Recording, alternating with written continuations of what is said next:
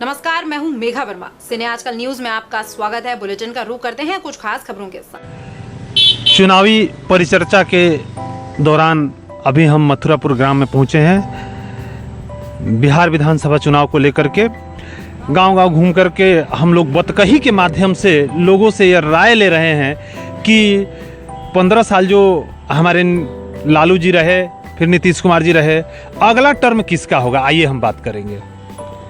देखिए, यहाँ पे जैसे कि आपको भी पता है कि बीजेपी और जेडीयू अपने दोनों गठबंधन की सरकार यहाँ पे चुनाव लड़ रही है अलग अलग क्षेत्रों से।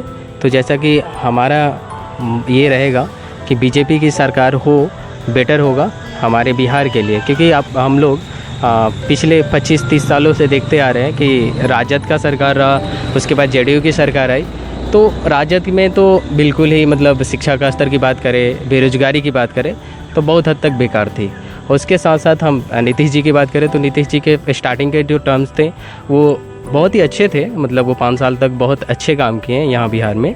लेकिन उसके बाद जो टर्म आया उनका तो मतलब जनता के लिए हित में था ही नहीं। मतलब बेरोजगारी युवाओं को लेकर के देखें तो युवाओं को मतलब एग्ज़ाम्स भी कैंसिल हो जा रहे हैं। एग्ज़ाम मतलब उन्होंने बताया, गाइडलाइन जारी करी कि एग्ज़ाम होगा, फिर उसके बाद क्या तो कैंसिल हो गया क्योंकि बिहार में इलेक्शंस आ रहे हैं। तो ऐसे करने से थोड़ी होता है। फिर उसके बाद कोई एग्ज़ाम के नोटिफिकेशंस युवाओं के लिए नहीं आते हैं। उसके बाद जैसे ही चुनाव का ऐसा अनाउंस होता है कि हाँ चुनाव आने वाला है, इस साल 2020 में जैसे कि चुनाव आने वाले थे आए, तो उसमें उन्होंने क्या करी, बहुत सारे छोटी छोटी वैकेंसीज निकाल दी और उसमें क्या हुआ कि युवाओं से पैसे मरोड़े जा रहे हैं। मतलब कि क्या उनको हम रोजगार देंगे और उसके मतलब यानी कि कहने का मतलब है कि मूल आपका कहने का उद्देश्य है कि बेरोजगारी बढ़ा है बहुत ज़्यादा। हाँ, तो इसके लिए मैंने क्या चाहते हैं कि परिवर्तन होना चाहिए। बिल्कुल होना चाहिए। नया चेहरा किसको देख रहे हैं आप? बीजेपी कैंडिडेट अभी अनाउंस नहीं करी है सीएम के लिए।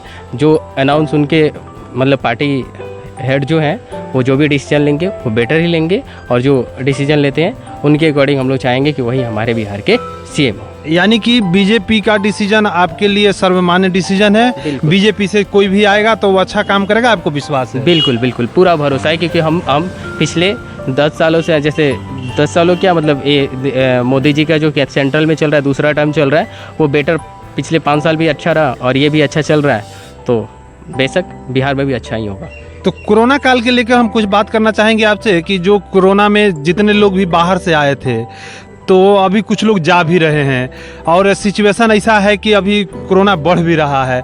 तो लॉकडाउन की स्थिति में क्या माने नीतीश कुमार जी का इससे वोट बैंक बढ़ा है या गड़बड़ हुआ है? बात वोट बैंक की तो हम ऐसा करके बोल नहीं सकते, लेकिन जैसा उन्होंने जैसे बिहार में वो थी, उनकी सरकार थी, तो कुछ हद तक उनको देखना चाहिए था। अब ये इस चीज़ से उनको समझ आना चाहिए था कि कोरोना की वजह से वो जैसे देखे कि दूसरे स्टेट से जैसे हमारे वर्कर्स जो श्रमिक थे वो पलायन कर रहे थे, तो क्यों ना बिहार में ही ये चीज़ें एस्टेब्लिश करी जाए कि यहाँ हमारे जो श्रमिक दूसरे स्टेट्स में जाते हैं वो यहीं पे काम करें, उनको रोजगार यहीं पे मिले, कहीं पे भी दूसरे स्टेट में प्लान करने की ज़रूरत ना पड़े। परिचय दे दें अपना। विष्णु शंकर हुआ बाबू?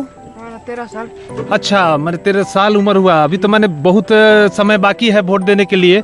कितने उम्र का लड़का होता है या उम्र कितना होता है तो आदमी वोट देता है, मालूम है? हाँ, कितना उम्र में? 18 साल होना चाहिए। 18 साल। 18 साल यदि आपको वोट देने को मिलेगा तो किसको दीजिएगा?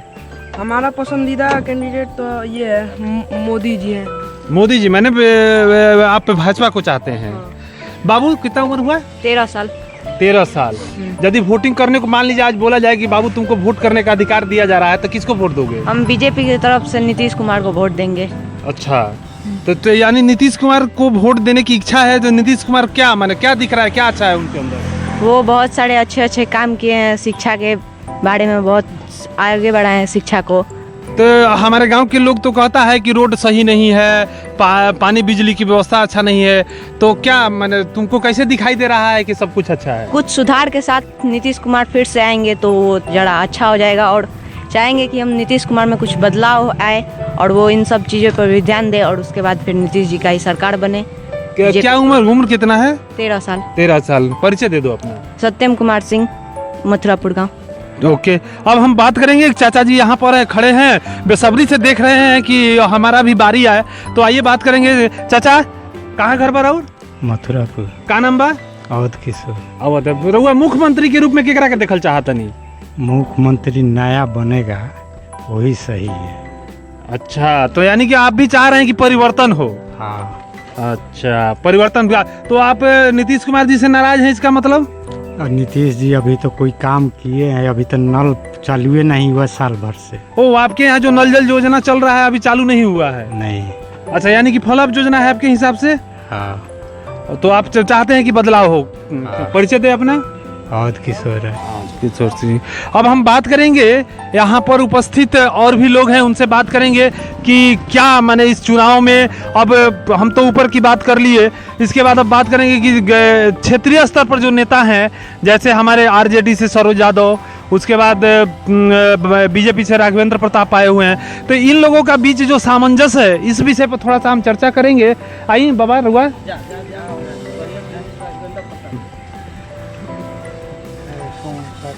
कौन काम करता है।